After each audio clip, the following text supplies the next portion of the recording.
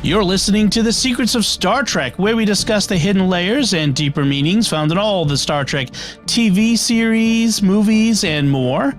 And today we're discussing the latest episode of Lower Decks, The Inner Fight. I'm Dom Bettinelli, and joining me today on the panel are Father Cory Sticha. Hey, Father Cory. How's it going? And Jimmy Akin. Hey, Jimmy. Howdy, Dom. Folks, be sure to stick around to the end of the episode. We have more of your fantastic listener feedback. Be sure to get your very own Secrets of Star Trek t-shirt by visiting sqpn.com/merch with a great design that is a lot of fun. And another show on the StarQuest Network I'm sure you'll enjoy is The Secrets of Star Wars, which you can find wherever fine podcasts are found or at sqpn.com/Star Wars. So, Jimmy, can we get a recap of what happens in Inner Fight? This week, Mariner has been acting increasingly recklessly. So Captain Freeman needs to keep her safe while she undertakes a sensitive mission related to the mystery ship.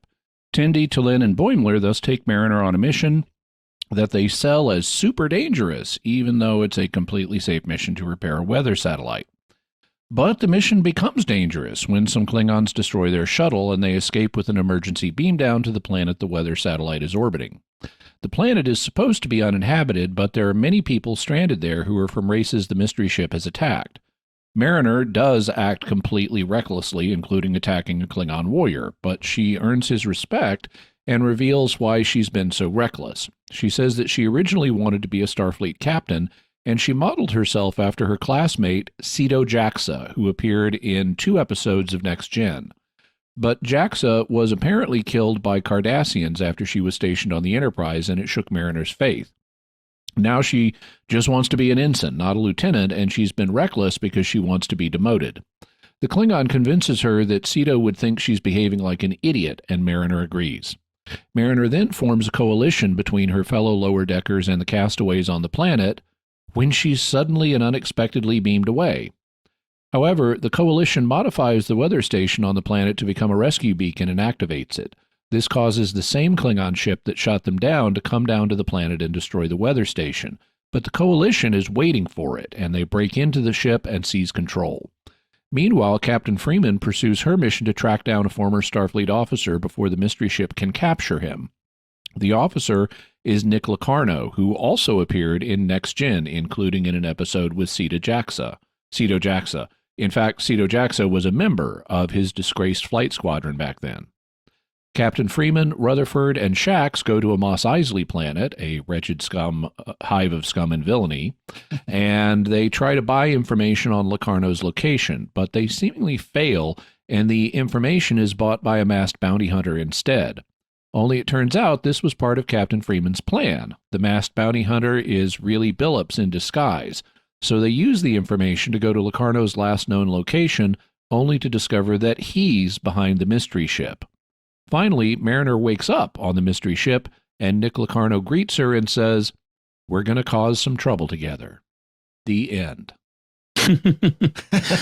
So, overall impressions, Father Cory?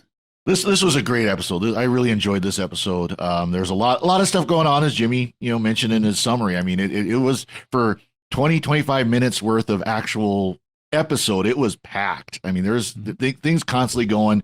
Mariner was at her most wired, but it was it's great again to see some development of the character, including the callback to the original Lower Decks episode of TNG, things like that. It was the whole bait and switch with the information broker and all that was great. The captain playing clueless Starfleet, and then they actually had the whole plan to get the information. It really was a very well done episode. I really enjoyed this.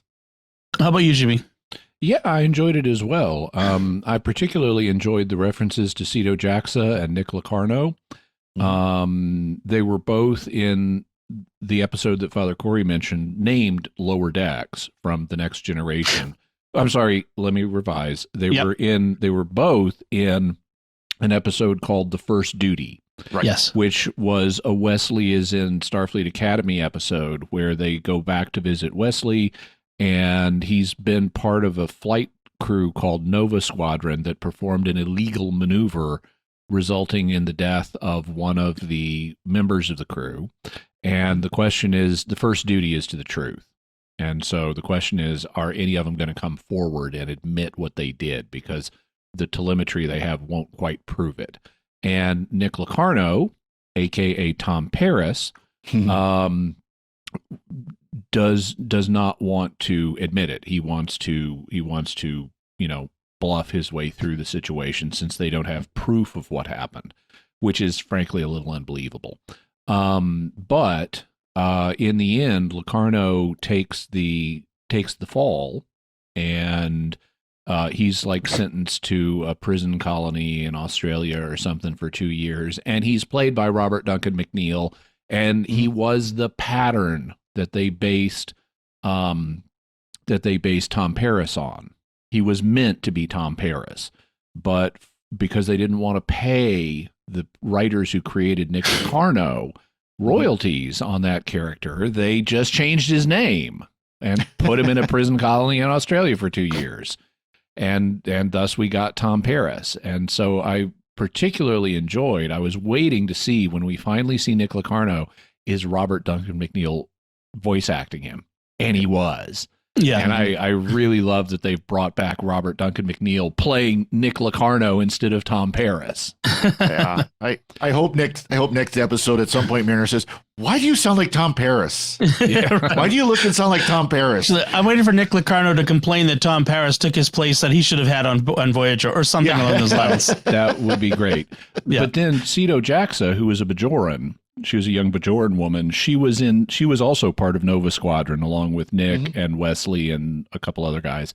And then they brought her back in the episode Lower Decks of Next Gen, which is sort of the template for this show. Yes. I love that they did that. And so she was a lower decker on the Enterprise, and Picard specifically had requested, after the Nova Squadron debacle, he had requested that she be assigned to the Enterprise so he could give her a chance. Right. And she ends up being assigned to this mission on the Cardassian border. She's got to pretend to be a prisoner of this Cardassian agent so that the agent can get back across the Cardassian border. And she's been like surgically beat up, so she's got like a black eye to look like he roughed her up. And she's supposed to, they have this plot to exfiltrate her, where she like's going to get in a tube or a photon torpedo or something for a while and hang out and wait to be rescued in space after he gets across the border, and that ends up not happening. And so the episode ends on this somber note of she apparently, as a lower decker, sacrificed her life for the cause of peace. But we've never seen a body, and if you don't see the body, there is no death. So I'm suspecting we may see Cedo Jackson next episode, which I think would be awesome. That would be wild. I do love the fact that they connect this, very intentionally with the TNG episode that was the inspiration for this series through Cedo Jackson. I do love that. I agree with both of you. I really like this episode. There's lots to love. There's a quote from Mike McMahon, the creator, the showrunner for the series. He says that the last couple of episodes for this season are a big swing. So this one and the next. And I am really proud of them, and I cannot wait for you to see them. We held them off from the press because I don't want to have a breath of what happens in them to get out. And it just feels like the ultimate Star Trek, the ultimate Lower Decks. And that's great. I mean, it explains why they haven't given us the titles, but it's awesome. I thought you said in the quote, not just the ultimate Lower Decks, but ultimate Star Trek. Yeah, he says the ultimate Star Trek, the ultimate Lower Decks, like together. And so really this one, it felt like there was some depth to it. There was some character introspection by Mariner. There was lots of action, lots of humor, and all of the characteristics of the best Lower Decks episodes in it. So I was really pleased with it. We should start with that title, the Inner Fight, which is a reference to perhaps one of the most popular TNG episodes ever, The Inner Light. That's the one where Picard gets his flute. He ends up living a lifetime in a moment in the bottle, where he gets on an alien planet. I recently rewatched that, and I wasn't that impressed with it. I think it was the emotional kind content. of depressing, actually. I think that's what it was, though. I think it touched people on an emotional level to see Picard have a life with a family that he did. He wasn't. The path not taken sort of story. I think that's what I remember that. I remember that, and I remember liking it very much the first time I saw it. But on rewatch, I didn't think it held up. Mm. Well, and the idea too, of course, that it was a planet that had died years ago, centuries ago, actually, if I remember correctly. But yeah, it was. It's. I guess I never saw it as this great episode, just an enjoyable episode, but not a great episode. I think it hits different the first time you see it when you don't know what's coming, and some things don't work as well on the rewatch. So that might be possible.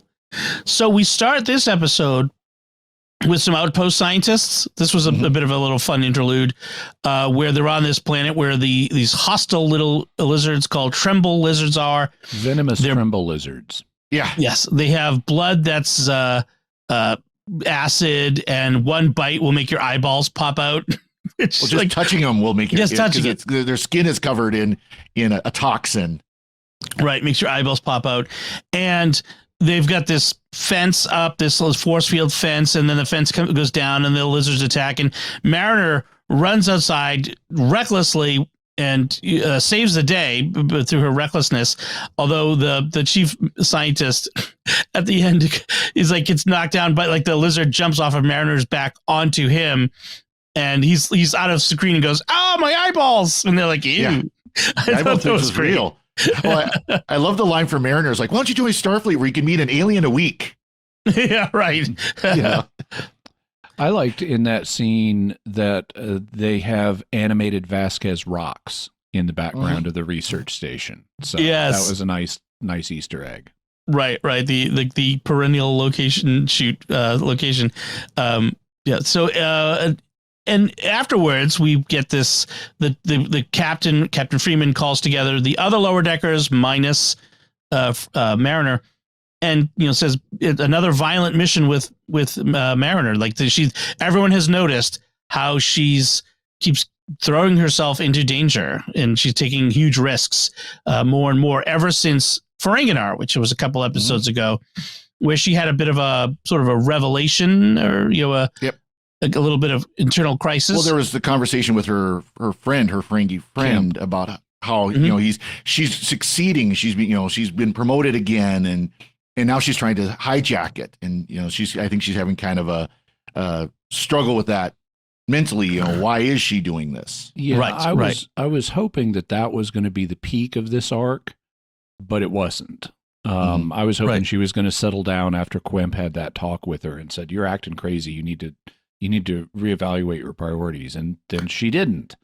Right. And she just became even more reckless. And I think it's good that they're dealing with this aspect of her personality, but they need to move on in this character arc. I think that's what happens here. Yeah, I'm hoping that's what happens over this episode and the new episode this week. Yeah, and she's able to reconcile. I don't need to buck against this the way I have been. Right. Yeah. Well, and I kind of get the feeling, the idea was after Ferenginar, she does reevaluate her priorities, and her priorities are, I'm going to double down on getting demoted. Or something bad happening. Or something bad happening. But then in this episode, she reveals why she's fighting it so strongly. So meanwhile, Freeman moves on to the briefing of the upcoming missions. The mystery airships of the 1890s the mystery starship has moved on from targeting non-Starfleet ships to targeting ex-Starfleet officers. How we know this is never revealed, but the ones that they've determined are next up on our list are 7 of 9, Beverly Crusher, Thomas Riker, and Nick Locarno. And it would be fun to see 7 and Bev in the lower decks. That would be cool, but we're not going to get them. And Thomas Riker. Yeah, absolutely. Which is confirmation of that Thomas Riker has survived to this point. The last we saw him was in DS9, where he's being hauled off to prison. So the Defiant. because he's still the Defiant. So we have two criminals here in this list, and Nick Locarno, which, when I saw the list, I like, okay, Nick Locarno is the key to whatever's going on here. So, and they've been assigned to Nick Locarno, who has, after his prison time, has become a pilot for hire, apparently. So, to distract Mariner from this dangerous mission, they've assigned her and the other lower deckers to a routine weather buoy repair mission, which, as we know in Starfleet, there are no such thing as routine missions. And because they find the Klingons have been tampering with it for some reason. And the big thing is this planet where the weather buoy is, this is where the mystery starship has been dumping the upper officers, the upper decks officers, the senior officers of these various starships. Because we get I think one of the Ferengis talk about how their lower deckers on their ships conspired against them. Yep. So presumably, and the other crews agree that this is the same thing that happened on our ship.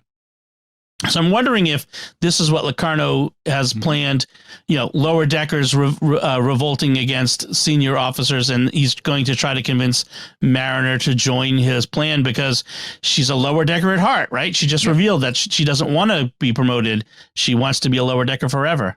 Yeah, so I think that's exactly what's going to happen. Yeah. So T'Lyn and is among them, and they're stuck on this awful planet which has constant lightning storms and glass storms where glass rains from the sky. I like that. That's actually something that we know. Things like that happen on various other planets outside of our solar system, including rains of diamond and various other things. We talked about that in the episode of Mysterious World on the government acid conspiracy. That's right. And so it was nice to see that bit of actual science. You can have a planet where glass falls out of the sky like rain and stabs people. Yeah. Yes. Mariner refers to it as stupid knife rain. I also like a bit when they first beam down on the planet, Mariner is being belligerent and yelling to whoever is out there to come and attack them. And she says, "Bring it." And T'Lyn says, "Perhaps we should seek shelter before anything is brought." and Mariner says, "You're right. Shelter will give us the upper hand." Well, and then when they fight the Ferengi and Cardassian, T'Lyn takes down the Cardassian with a neck pinch. And when Mariner says, "I could have taken him," T'Lyn responds, "I have no doubt you would have tried." Yeah. I'm like, burn! That was a good burn. I like T'Lyn. And then so Mariner sneaks off in the night.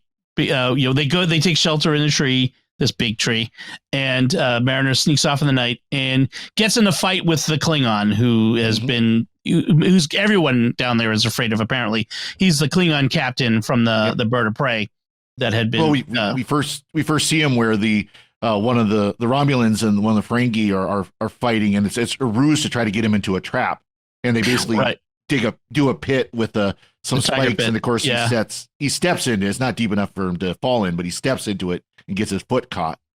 I like that on lower decks they've returned to the Star Trek VI: The Undiscovered Country tradition of what Klingon blood looks like.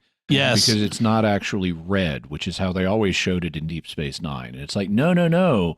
The first time we saw Klingon blood in Star Trek VI, it's pink.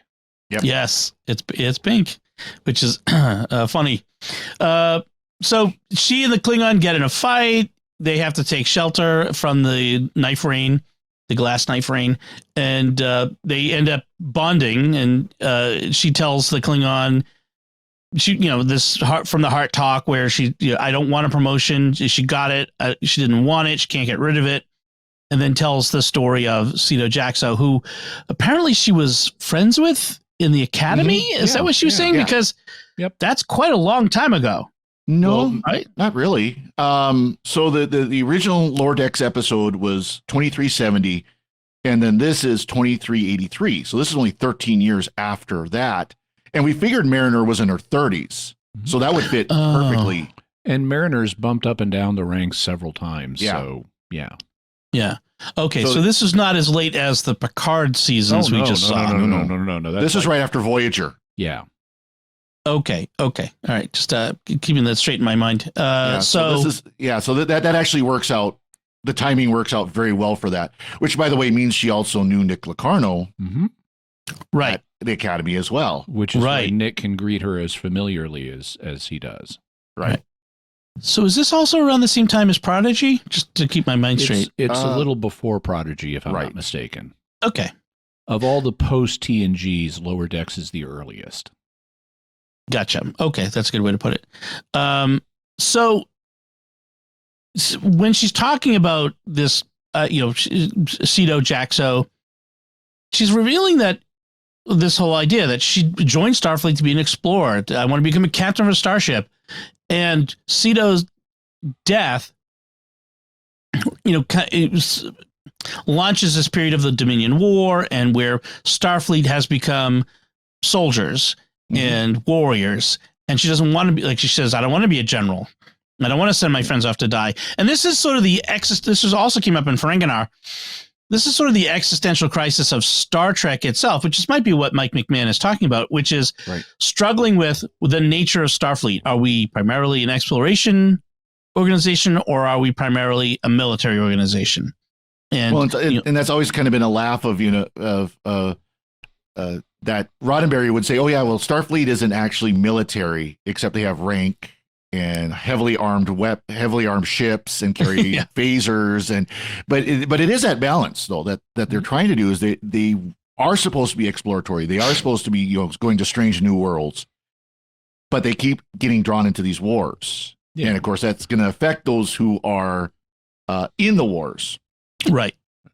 Basically, I mean, Roddenberry's not a military thing is something he tried to sell with Next Gen, but it was always nonsense. They clearly are a military, but they also do exploration.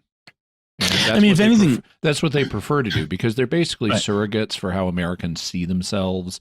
It's like, we're not out here to fight anybody. We're not out here to conquer anybody. We're here to be nice. We're going to maintain trade routes and stuff like that, which actually America does. It's because of America that you have the globalization of trade. And now that America is pulling back a little bit, the sea lanes are not going to be as protected as they were. And there are people who are talking about an era of deglobalization, where global trade is not going to be as common, because America is not going to be patrolling the sea lanes and keeping the peace the way it has. And so Starfleet views itself a lot like the American Navy, only with more exploring to do. I would say, for me, I would say the closest comparison would be the British Navy of the early 19th century, late 18th century. We had the vast differences, a vast empire to patrol, captains out exploring, enforcing, showing the flag, enforcing the laws as well. Except they were much more imperialistic than we are. Yeah, sure. They were like, let's boldly go to new unexplored lands and claim them. Yeah. Well, Starfleet does, or the Federation does make colonies, so they do that a bit. But when they find colonies, they don't colonize already populated planets. Right. That's true. But obviously, by analogy, I'd say it's among the closest analogies, because of the relative independence of the captains as well. They, in the lack of communication, they're out there. They're both exploring and fighting the French mostly. Well, it's interesting that at the same time, we're having this discussion here in the Star Trek universe. In the Star Wars universe, Ahsoka, the TV series Ahsoka, had a very similar conversation going back to Clone Wars, where the Jedi were peacekeepers. That's their whole purpose. They're basically a police force, more or less. I mean, obviously more than that, but they were peacekeepers. But they had to learn how to become warriors and generals. Ahsoka trained how to be a general and a warrior, and now has to learn how to be a peacekeeper. Right, a Jedi. Yeah, and that was part of the conflict with Clone Wars and going into the Ahsoka series that just wrapped up. It's interesting. It seems to be something in the zeitgeist of the age of this, because America has just come out of, basically, I don't know if we're out of it yet, but 20 years of combat still in the Middle kind East. of in wars in the Middle East, and that's the whole political argument. We really don't. Right, we don't want to get into it, but it sort of informs the psychological background for these stories. Hollywood. For Hollywood, right, for these stories. So it's kind of an interesting aspect. But I like the idea that Mariner wants to be a peaceful explorer. She doesn't want to have to fight wars. That, I like the Starfleet ideal. I mean, yes, they defend. I mean, I like how Kirk handled it. I like that era. We'll kick the Klingon butt if we have to, but we also go strange new worlds and that sort of thing. And I like that balance. And I feel like I like Deep Space Nine, but I feel like Deep Space Nine and then the movies, the Picard, the TNG movies, shifted the balance somewhat, and it became more violent and conflict. And I kind of want to get back to the classic Star Trek. Voyager kind of did, but it did it by standing behind consoles through most of the. right. And Lower Decks is it's fun, and I think that's one of the things we love about it. So I don't know that I see it that way. I think that the whole we're a bunch of explorers, not a military, was a blip. And if you look at the material before and after that blip, which is principally the first few seasons of TNG, it's a straightforward functional military that has other duties, and that's fine. I like the other duties. I don't want this to just be a big war show. Yeah. On the other hand, so I don't view. I mean, different shows have different complexions and focus on different things. I think they're all part of Star Trek. I don't think we need to say, "Oh, that's not really Star Trek." Sure. But in terms of Mariner's dynamic, as someone who was in this early she was in the academy early in TNG, very optimistic age, and then the Borg happen, and then the Dominion happens, and then Starfleet is forced to become more militaristic in its approach. I can see her saying, "That's not what I signed up for." And I don't want that. And my friend died, and now I have survivor guilt and stuff like that. I think that's all believable psychologically. Now, since this is a comedy show, she carries it to extremes, but and in her acting out. But I think it's fine in terms of a psychological dynamic for this character. Yep. And then we see the turn here in her personality because well, I mean, at the end of that, the Klingon basically tells her you're dishonoring the memory of your friend because you're not, it's not that he thinks being a warrior is bad, obviously, but Mariner's not living up to Cedo Jackson's memory by being the way she is. So he calls her on it, which in the best Klingon tradition, Klingon tells the truth like it is. And I think she died so that you could go find even plants. Right. Right. And I think that was great. And I think he's right. Cedo was way too together, too responsible to endorse what Mariner's doing now. Yes.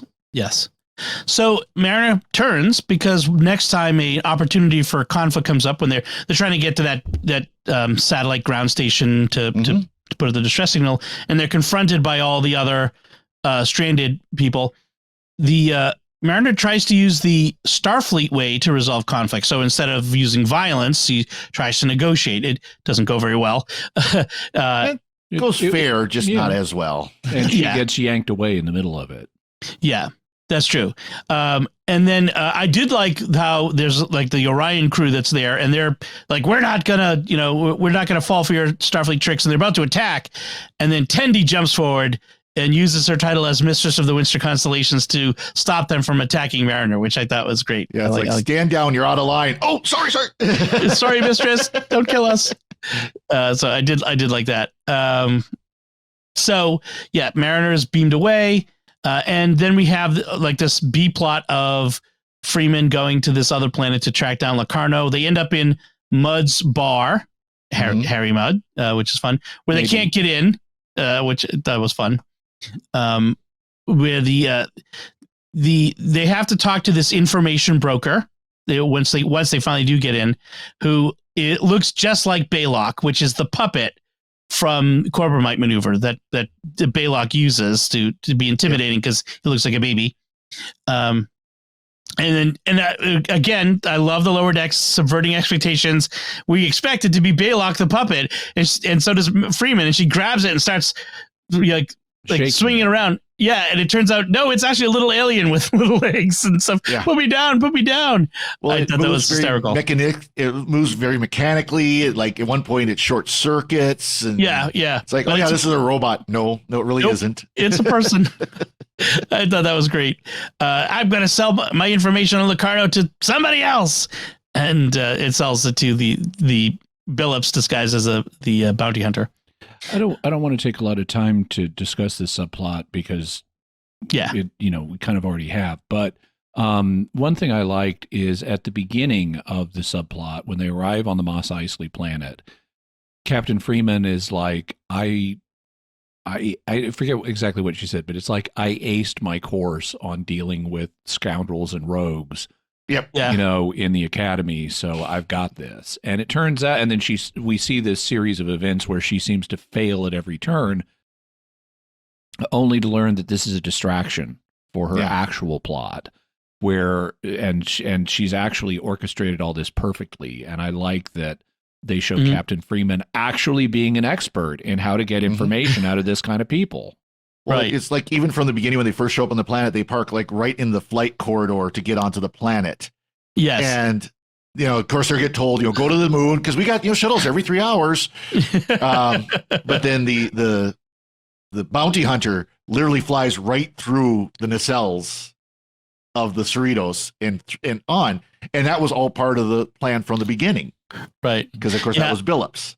I like when they show up and then she's telling everyone about how it's so lawless, there are no rules. And then the traffic control is like, you're breaking the rules. You need to go park over there by that moon. Yeah. And park in the middle of the freeway. You need to find somewhere else. And they sullenly fly off. If a starship can fly sullenly and chastened, the Cerritos did. Yeah. So it turns out Mariner's been abducted by Nick Locarno. He's the one who's been behind this mystery starship all along, which is fun. And we have this return of Robert Duncan McNeil, who in his career to this point has mainly been behind the camera in various productions. He hasn't done a lot of on-screen work, or voice on-screen. Yeah, post-Voyager. But so it's nice to have him. Although Robert Duncan McNeil has been Tom Paris on Lower Decks. Yeah. But we get him as Nick Locarno. That great episode where Boimler was at his cringiest. Yes, fanboying. Any other notes on this episode, Father Cory? So there's a symbol you see on the Klingon ship, and then on Nick Locarno's jacket, where it's a circle with 5 lines, and that's it. The Covord starburst, which was the trick that they did that caused the accident at the Academy. Oh, so Nick has taken that as his symbol for whatever he's doing. Exactly. Interesting. Exactly. So excellent. Anything else? No, that's it. Jimmy? I wonder if this ship the mystery ship is going to have some kind of future tech, because when Mariner wakes up in it, she's in this very minimalist environment. And she even says, "What, the minimalist hell?" And so it's like, this is markedly different than other Starfleet ships in how it looks, even on the inside. And usually minimalism on Star Trek equals farther into the future. Right. So I wonder if this has some kind of future tech in it. I also wonder if this is going to connect up, because this is not the first shady ship design thing we've seen on Lower Decks. Rutherford has a whole chunk of his memory missing, where Starfleet higher-ups were using him for some kind of covert ship design stuff. And I wonder if this is going to hook up to that in any way.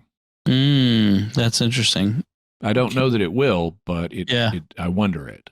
Well, it's still kind of floating out there, because I think isn't alternate Boimler, transporter clone Boimler still floating out there too? I assume he's still on the Titan.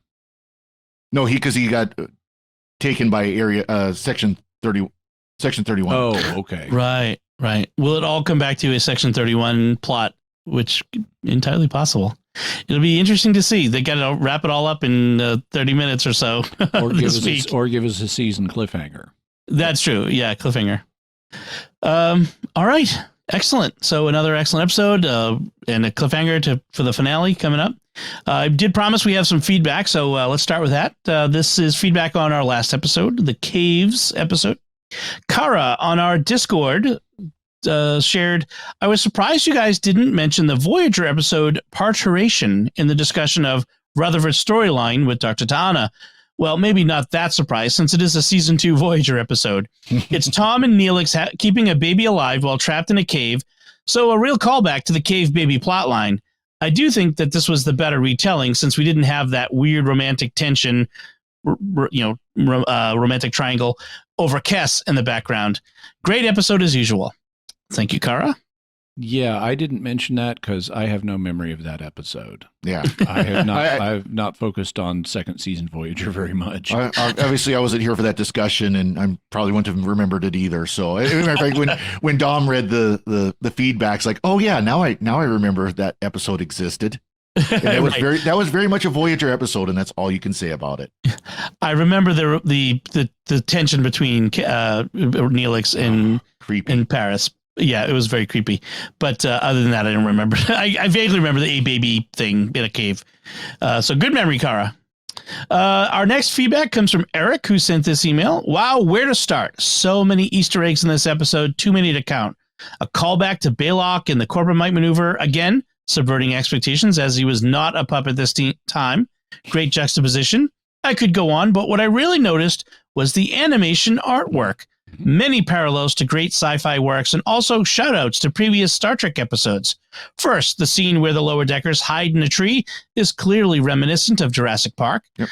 The scene where the lower deckers arrive on the forest planet is taken from a Voyager episode, Once Upon a Time, with Flaughter. Another one that I blocked out. The scenery is pretty close. Also, I think they took a bit from Star Wars Episode 2 with the shuttle arrival scene, maybe even a bit from Firefly.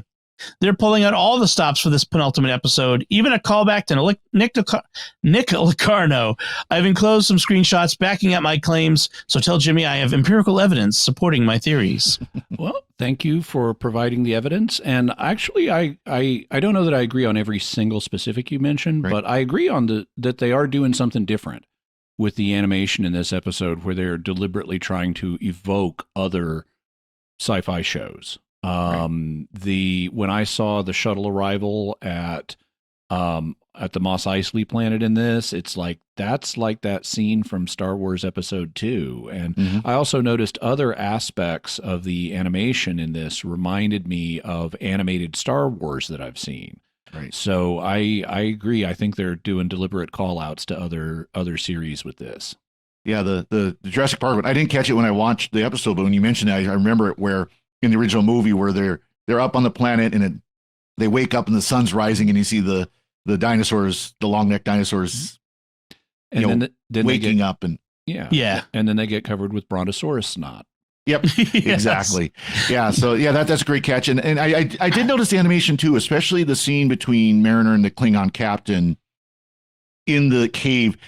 It was animated just a little bit differently, where it had the similar look, but it felt a little bit different, almost more like an anime style animation. There was just there was something about the motion and the camera angles and things like that was just a little different than normal lower decks. And like I said, it like the Klingon captain sitting in the back, kind of hunched over, struck me as like like a wizened warrior in anime, things like that. So they were doing things, in my opinion, just from what I could see in this, to kind of play a little bit. And I think it was kind of and like you said at the beginning of the show, Dom, he did the showrunner did say that they were doing things that this very different than other lower decks. So it's interesting to be interesting to find out, from him what they were planning on this episode. Right. So thank you, Eric, for the email, and thank you both for sending in your feedback. Now we'd like to take a moment to thank our patrons who make it possible for us to create the Secrets of Star Trek, including Michael H., Thomas H., Marco P., Father John R., and John S. Their generous donations at sqpn.com/give make it possible for us to continue The Secrets of Star Trek and all the shows at StarQuest, and you can join them by visiting sqpn.com/give. So that's it from us. What did you think of The Inner Fight? You can let us know by commenting on the show at sqpn.com/trek, or our Facebook page at facebook.com/StarQuestMedia, or send an email to trek@sqpn.com, or visit our Discord community at sqpn.com/discord. Or you could watch The Secrets of Star Trek on our YouTube channel at youtube.com/StarQuestMedia and leave a comment there. We'll be back next time when we'll be discussing the season finale of Season 4 of Lower Decks. Until then, Jimmy Akin, thank you for joining me and sharing The Secrets of Star Trek. Thank you, and live long and prosper. Father Cory Sticha, thank you as well. Thank you, Dom. And once again, I'm Dom Bettinelli. Thank you for listening to The Secrets of Star Trek on StarQuest, and remember, teach me how to tap dance, Beverly Crusher.